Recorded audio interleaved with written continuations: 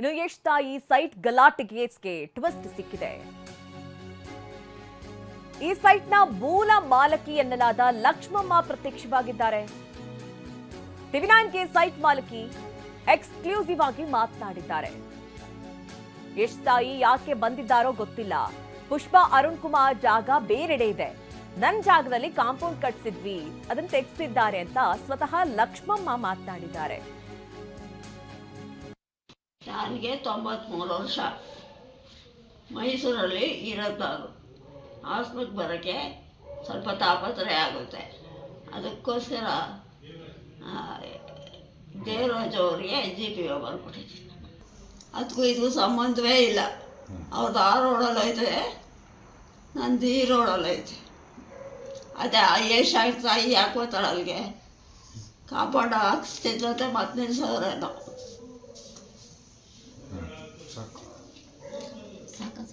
Film star ಅಂದ್ಬಿಟ್ಟಿದೆ, ಅಮ್ಮ ಒದಾಡ್ತದೆ. ಅದು ಈ ಸಿಮೆಂಟ್ ನಾವು ಬರ್ತಾವಲ್ಲಪ್ಪ ಪ್ಲೇಟ್ಗಳು, ಅವಾಗ ಕಟ್ಕೊಂಡಿತ್ತು ಕಾಂಪೌಂಡ, ಅವೆಲ್ಲ ಕಿತ್ತಾಕ್ಬಿಟ್ರು.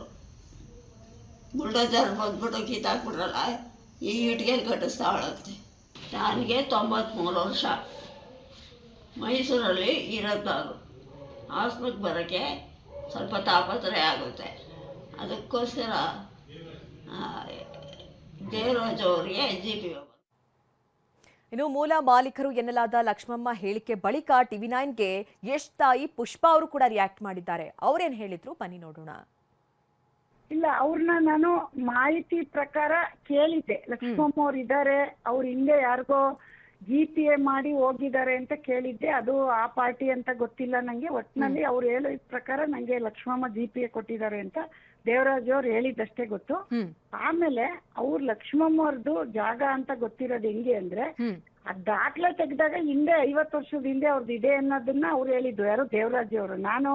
ನನಗೆ ಅವ್ರ ಅವಶ್ಯಕತೆ ಬರಲ್ವಲ್ಲ ಮೇಡಮ್, ಯಾಕೆಂದ್ರೆ ನಮ್ದು 45 ಇಯರ್ಸ್ ಇಂದ ಕೈ ಬೇರೆ ಬದಲಾಗ್ಬಿಟ್ಟಿದೆ. ಲಕ್ಷ್ಮಮ್ಮ ಅವ್ರ ಹ್ಯಾಂಡ್ ಓವರ್ ಇಂದ ಬಂದೆ 45 ಇಯರ್ಸ್ ಆಗೋಗಿದೆ ನಮ್ ಜಾಗ. ಆಯ್ತಾ? ಆಮೇಲೆ ಇತ್ತೀಚಿನ ಮಾಹಿತಿಲಿ ಏನ್ ತಗೊಂಡಿದ್ದಾರೆ ನಮ್ಮ ಡಿಪಾರ್ಟ್ಮೆಂಟ್ ಅವರೆಲ್ಲ, ನಾವು ಹುಡುಕಿದೀವಿ, ಅವ್ರನ್ನ ಬಿಟ್ಟಿಲ್ಲ.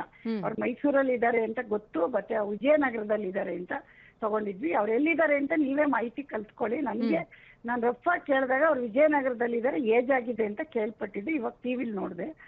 ಆಮೇಲೆ ಕೋರ್ಟಲ್ಲಿ ಏನೋ ಅವ್ರ ಬಗ್ಗೆ ಈ ಸೈಟ್ ಮೇಲೆ ಏನೋ ಹಿಂದೆ ಯಾರಿಗೋ ಅಡ್ವಾನ್ಸ್ ತಗೊಂಡು ಅವ್ರ ಸರಿಯಾಗಿ ಕೋರ್ಟಿಗೆ ರೆಸ್ಪಾನ್ಸ್ ಮಾಡದೆ, ಅಲ್ಲಿಂದ ಅವ್ರ ಮಕ್ಕಳು ಕೋರ್ಟಿಗೆ ಪಾರ್ಟಿ ಮಾಡಿ ಹಾಸನ್ ಕೋರ್ಟಲ್ಲಿ ಕೇಸ್ ನಡೀತಾ ಇದೆ ಅಂತ ನಮಗೆ ಮಾಹಿತಿ ಬಂದಿದೆ. ಅದರದ್ದು ದಾಖಲೆಗಳಿಗೆ ನಾವು ಅಪ್ಲೈ ಮಾಡಿದೀವಿ. ಅದನ್ನು ತೆಗ್ಸಿದ ಮೇಲೆ